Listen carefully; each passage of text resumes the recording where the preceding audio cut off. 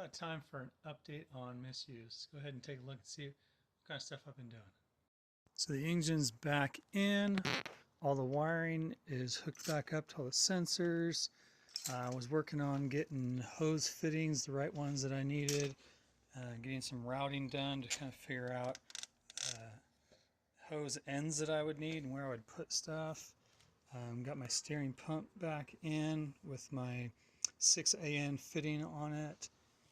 Let's see what else. Oh, radiator shroud. So because of the body lift, I modified the back of this, dropped the back of the radiator shroud down.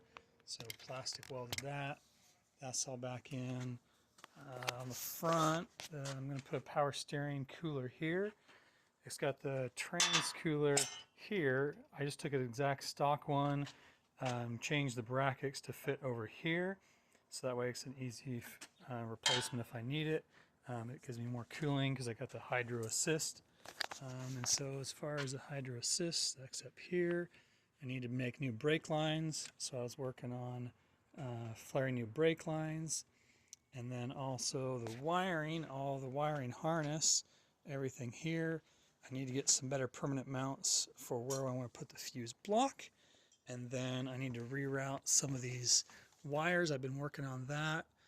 Some of it I need to open up the loom so that way I can get it oriented the right way that I want. I'm going to be changing the direction on some of the way these go. Rewrap them, put them all together.